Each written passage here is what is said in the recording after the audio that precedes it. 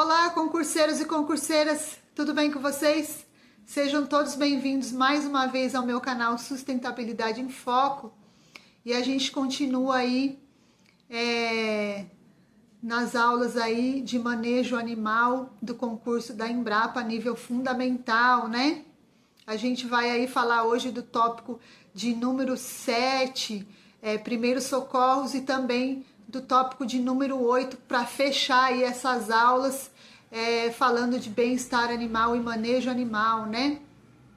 Eu gostaria de agradecer a cada um de vocês que se inscreveram no meu canal, que acompanharam aí até aqui todas as aulas, que me ajudaram aí nesse projeto, me ajudaram aí nesse programa de estudos, né, gente? A gente estudou junto, isso foi fundamental aí para o aprendizado aí, acho que tanto meu quanto de vocês também. Eu só tenho a agradecer a cada um de vocês, né? A cada um dos inscritos aí. E vamos para a prova domingo aí, com fé em Deus, que todo mundo vai passar nessa prova, em nome de Jesus Cristo, né? Que Deus ilumine cada um de vocês lá na hora da prova. Eu quero só lembrar, pessoal, que eu já tinha falado e eu sempre friso, para você que não tem certeza lá da resposta, ficou na dúvida, não marca nada, deixa em branco, porque a Sebrasp, a cada uma que você marca errado, ela vai anular uma sua certa. Então, se você não tem a certeza, deixa em branco. É melhor do que você perder um ponto, né, gente? Isso aí é fundamental. Então, vamos lá para a aula e para a resolução de questões nessa reta final. Vamos lá, então. Então, vamos lá, né, gente? Concurso da Embrapa, nível fundamental, campos experimentais, subárea, manejo animal, aula de número 12. O tópico é o de número 7, noções de primeiros socorros. Então, vamos lá. É necessário ter conhecimento de como realizar os primeiros socorros em animais criados na fazenda. É um cuidado indispensável para todos os criadores e demais pessoas envolvidas na lida diária na propriedade rural. Esses atendimentos de emergência podem salvar vidas de diferentes espécies, ao menos até a chegada de um veterinário nos casos mais graves, né? É importante ressaltar que geralmente essas propriedades, gente, ficam aí distante, né, dos municípios, né? E consequentemente aí de clínicas veterinárias que estariam aptas aí a prestar o atendimento, né? Portanto, gente, o procedimento emergencial realizado no momento do ocorrido é indispensável, né? Então, gente, é fundamental que é fundamental a ação imediata, né? É fundamental aí que os primeiros socorros sejam realizados de maneira imediata após constatar, por exemplo, aí uma lesão em algum animal da fazenda, né? É um cuidado que ajudará aí a evitar o agravamento da situação, né, gente? Então, no caso aí, gente, né, que trata de um ferimento ou lesão aí mais grave, né, gente, é importante aí entrar em contato com o veterinário aí imediatamente e tá seguindo aí as orientações que ele vai estar fornecendo, né? Muito importante. Analise as feridas com cautela, né? Analisar os ferimentos com cautela, né? No momento de realizar os procedimentos de primeiros socorros em animais, é imprescindível analisar qual o tipo de ferimento e onde está localizado. Se possível, descubra também como se deu a ferida para facilitar aí o tratamento, né, gente? Importante o que, gente? Que mesmo que tenha uma lesão que as feridas menos profundas podem levar aí a óbito se não forem tratadas adequadamente, viu, gente? Devido aí à possibilidade aí de infecções bacterianas, né? Muito importante. Cuidados com partos difíceis, né? Inicialmente é importante adotar boas práticas de manejo para diminuir a ocorrência de distorcias, ou seja, dificuldades de expulsão durante o processo de parição, né, gente? Os cuidados aí imediatos, né, podem determinar aí a sobrevivência aí dos animais, né? Já que a distorcia, pessoal, é a maior causa aí de morte em bezerros durante aí ou imediatamente após o parto, né? além de levar também à retenção da placenta, né, gente? A infecções uterinas, né? E maiores intervalos aí entre as concepções, né? Adotando aí as boas práticas de manejo, né, gente? E observando aí o parto, a durabilidade do parto aí até 8 horas é importante, porque se você vê que vai ser, que o parto tá demorando muito, é necessário aí o veterinário intervir aí para tomar partido e fazer esse parto ou até mesmo uma cesárea, né? Isso é fundamental. E importante também identificar os sinais de cólica, né? É fundamental conhecer os sinais de cólica, dores na região abdominal, apresentados pelos animais, especialmente quando ainda estão com pouca idade, já que elas podem indicar problemas intestinais ou em outros órgãos que compõem o abdômen, né? Geralmente, pessoal, bezerros recém-nascidos costumam chutar aí o abdômen, né? Ou então ficar deitado aí para aliviar a dor, né? São sinais aí que o animal pode apresentar, né, gente? Nessa situação aí de cólica, né? Então tem que prestar atenção também nas fezes, né? Na diarreia comum, né, gente? Que pode causar essa dor aí abdominal. Que pode também estar relacionado, gente, ao estresse, né? Ao estresse térmico, né? Nesses casos aí é importante administrar algumas soluções aí de eletrolíticos, né? Justamente para estar evitando aí a desidratação desses animais, né, gente?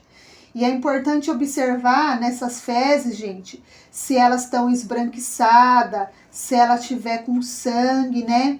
Ou identificar aí um odor incomum, diferente, é importante contatar aí o veterinário, né, pessoal? E também verificar as doenças metabólicas, né? Em se tratando de doenças que atingem o metabolismo dos animais, estas podem ocorrer em diversas situações. As mais comuns são motivadas por processos de intoxicações, geralmente causadas pela injeção de plantas tóxicas, né? Quando consumidas, podem inclusive levar o animal à morte em um curto período de tempo. Então, gente, pode ser observado aí os sinais de desconforto, né? Apatia, salivação excessiva, a respiração rápida e difícil, né? O enrijecimento aí dos membros, né, gente? Os tremores musculares também causados aí por essas intoxicações. Geralmente, gente, tem um composto que pode causar essa intoxicação, é a ureia, viu? A ureia que pode causar essa intoxicação aí, encontrada aí nas plantas tóxicas, né? Importante também, gente, verificar o estado geral do animal, né? Verificar se o animal está consciente e respirando, né?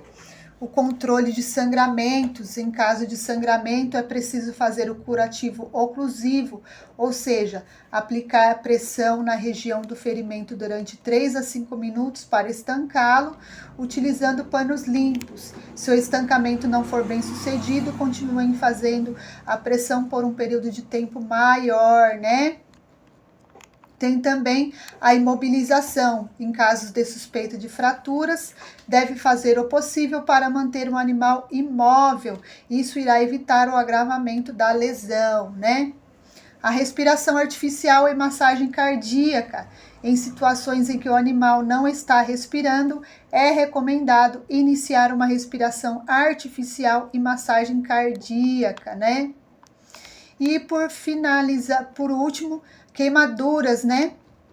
Nesses casos, o cuidador precisa resfriar a área queimada com água corrente e fria por vários minutos, né? Então, gente, é fundamental aí para ajudar aí a reduzir a temperatura da pele do animal, né? Reduzindo aí as dores, né? E os danos e o desconforto aí pro animal, né, gente? Por isso que é importante fazer esse tratamento aí de imediato aí com água fria, né, por vários minutos. Então, cobrir a área queimada com um pano limpo e úmido enquanto transporta o animal ao veterinário ou enquanto o veterinário não chega no local, né, gente? Para quê? Para proteger aí contra possíveis infecções, né, gente? É fundamental. Gente, importante, o kit de primeiros socorros, é fundamental ter o kit de primeiros socorros e estar em local de fácil acesso e de conhecimento de toda a equipe de trabalho. Então, gente, é importantíssimo ter o kit de primeiros socorros. No link que está aí na descrição, vocês vão ver os materiais necessários para estar compondo aí esse kit. Gente, é fundamental ter o kit de primeiros socorros em local de fácil acesso a todos. Todos os funcionários, toda a equipe tem que saber aonde que está o kit de primeiros socorros para que esse atendimento seja eficiente. Belezinha, pessoal? Isso é fundamental. Então, vamos lá para a resolução de questões. Questão de número 1. A principal medida preventiva recomendada para evitar que os bovinos ingiram plantas tóxicas é evitar que os animais sejam submetidos à fome extrema. E aí, pessoal, tá certo ou tá errado? Tá certinho, né, gente? É isso mesmo, é necessário, gente, para que os animais não vão buscar alimentos não palatáveis, fazendo com que eles vão atrás aí de plantas tóxicas, é necessário que os animais estejam bem alimentados, que eles sejam alimentados constantemente, não passem por grandes períodos de fome, né? Não pode acontecer isso, porque se isso acontecer, eles vão atrás dessas plantas tóxicas, né? Então, isso aí é uma maneira de evitar aí para eles ingerir essas plantas, belezinha? Questão de número 2. A avaliação do estado geral, verificando se o animal está consciente e respirando, faz parte das noções básicas de primeiros socorros específicos nas fazendas. E aí, pessoal, tá certo ou tá errado? Tá certinho, né, gente? É isso mesmo. Verificar aí o estado do animal é importantíssimo, né? Ver se ele está respirando, está consciente, para tomar aí as medidas necessárias aí, né, gente? Questão de número 3. Realizar massagens cardíacas sem conhecimento ou orientação veterinária. E aí, pessoal, tá certo ou tá errado? Tá errado, né? Errado ou erradinha, né? Realizar massagens cardíacas sem conhecimento? Não, né, gente? Você precisa aí ter o conhecimento daquilo que você está fazendo, você tem que ter uma orientação aí do veterinário para saber o que você está fazendo, porque se você não fizer da maneira correta, você pode levar o animal aí a óbito, né, gente? Então, tem que tomar muito cuidado com essas questões, gente. Questão de número 4. Constatar ao veterinário imediatamente em caso de sangramento, mesmo à distância. E aí, pessoal, certo ou errado? Tá certo, né? Constatou aí a hemorragia, o sangramento, liga direto pro veterinário para ele dar os primeiros socorros aí, mesmo à distância, né, num telefonema, para seguir aí as orientações aí dos primeiros socorros. Gente, é fundamental que a fazenda, né, que vai estar lidando com esses animais, tem aí um veterinário de confiança para estar sempre atento aí aos chamados, né, gente? Isso é muito importante, ter um veterinário de confiança sempre de prontidão. Belezinha? Então, a gente segue, pessoal, para a aula de número 13, né? Finalizando aí essa saga aí, né, gente, de aulas aí de manejo animal do concurso da Embrapa para o nível fundamental, né? A gente segue aí com a nossa última aula, o nosso último tópico. E vamos lá. Noções sobre técnicas de bem-estar e manejo animal, né? O bem-estar animal é o estado de conforto físico, mental e fisiológico de um animal. É um conceito que envolve vários aspectos da vida do animal, como a saúde, o ambiente, a nutrição e os seus sentimentos, né? Existem aí, gente, uns princípios do bem-estar animal, né? Que são as 5 liberdades, né, gente? E o que essas liberdades costumam cair em prova, viu, gente? E o que são essas 5 liberdades? A liberdade de fome e de sede, que garante o acesso à água e alimentação adequada. A liberdade de desconforto, com um ambiente apropriado e área de descanso. A liberdade de dor, lesões e doenças, com prevenção e tratamento rápido. A liberdade de expressar comportamentos naturais, proporcionando espaço e companhia adequada. E liberdade de medo e estresse, assegurando um ambiente que evite sofrimento mental, né, gente? E, gente, lembrando que a gente tem algumas legislações e algumas regulamentações. No nosso edital não veio cobrando nada de legislação e regulamentação para a gente. Mas só para lembrar que lá no artigo 225 da Constituição Federal, diz o seguinte: todos têm direito ao meio ambiente ecologicamente equilibrado, bem de uso comum do povo e essencial à sadia qualidade de vida, impondo-se ao poder público e à coletividade o dever de defendê-lo e preservá-lo para as presentes e futuras gerações. Então a gente tem uma lei que regula tudo isso, e a gente tem uma lei ambiental que protege a nossa fauna, a nossa flora e os nossos animais, né, gente? E lá no inciso 1º, no capítulo 7, fala assim, ó: proteger a fauna e a flora vedadas na forma da lei, as práticas que coloquem em risco sua função ecológica, provoquem a extinção de espécies ou submetam os animais à crueldade, né? Então a gente tem aí algumas leis, tem outras, né, leis, tem outras regulamentações, né, que regulam aí essas normas, a lida com os animais, né? Então a gente fala aqui um pouco de técnicas de bem-estar e manejo animal em ambientes abertos e confinados, né? O manejo em ambientes abertos. Ambientes abertos são espaços onde os animais têm liberdade para se mover, pastar e expressar seus comportamentos naturais, né? Então é necessário aí fazer a rotação de pastagens, né, gente? A rotação de pastagens, né? O acesso aí à sombra e à água também, né?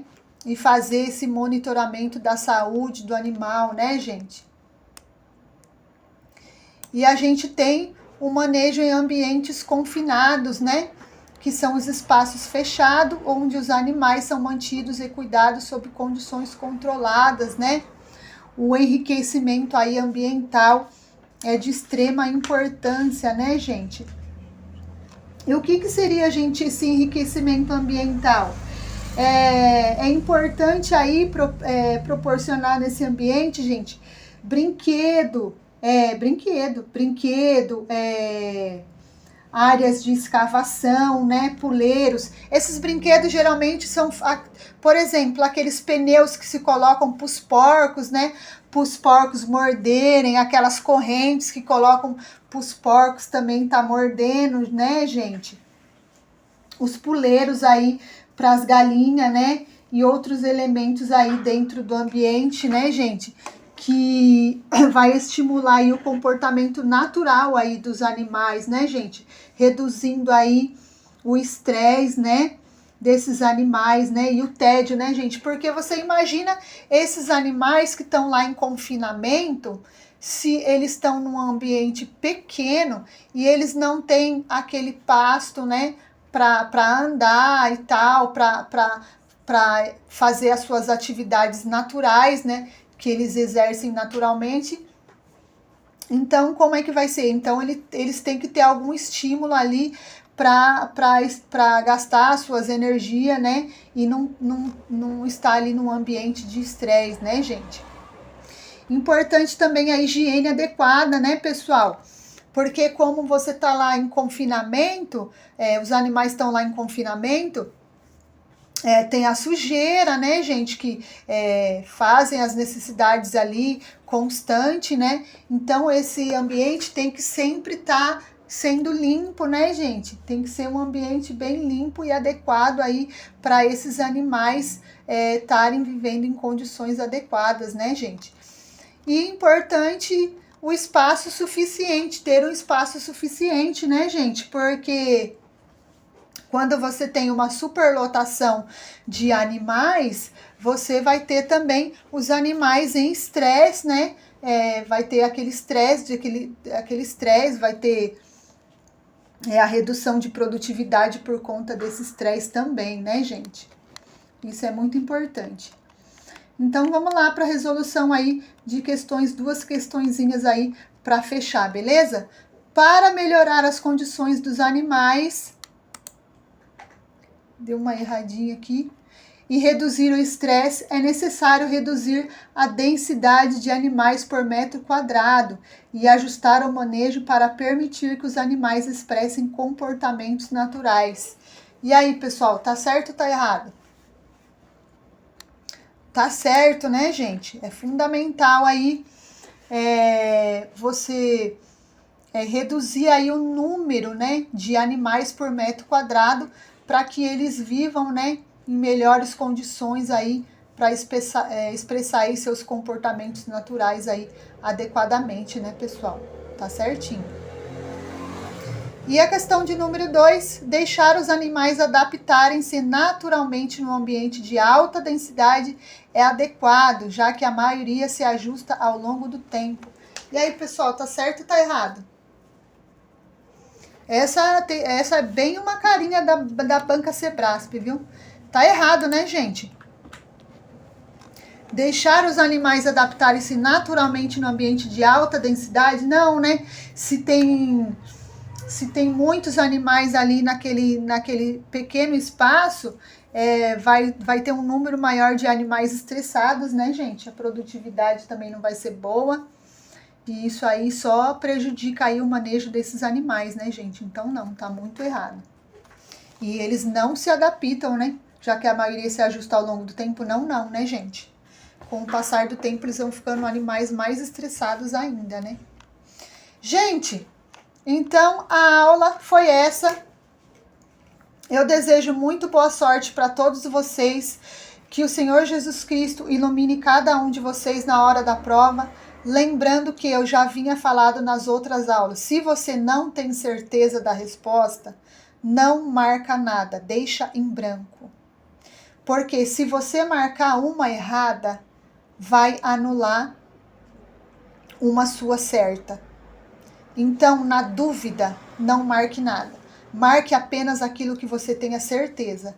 Se você tem certeza da sua resposta, vai lá e marca. Se você não tem certeza, deixa em branco. Isso é uma dica minha, que já fiz muitas questões da banca Sebrasp. Muitas provas da banca Sebrasp.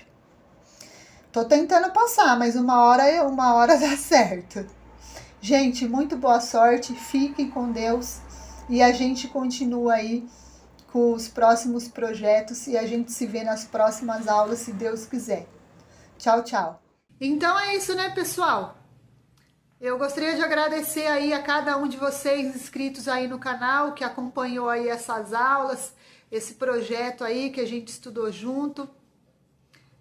Quero agradecer aí as mensagens de cada um de vocês, né, que me mandaram lá nos comentários. Gratidão, muito obrigado por tudo, pelas mensagens. Pela minha saúde, obrigado por tudo, e que Deus ilumine cada um de vocês e que a gente continue aí caminhando aí rumo à aprovação aí nessa vida aí de concurseiro, né, gente? Que nós façamos aí domingo uma boa prova e que todos aí estejam bem aí, vão bem alimentados, vão bem dormidos, né? Vão bem descansados e vão bem relaxados e vão com antecedência para a porta da prova para não chegar lá em cima da hora, para não dar tempo de entrar, tá bom? E Deus ilumine cada um de vocês e a gente se vê depois aí que o gabarito tiver solto, né, tiver pronto pra gente aí comentar aí sobre essa prova, beleza? Então, um abraço, beijo, fiquem com Deus e até a próxima. Tchau, tchau.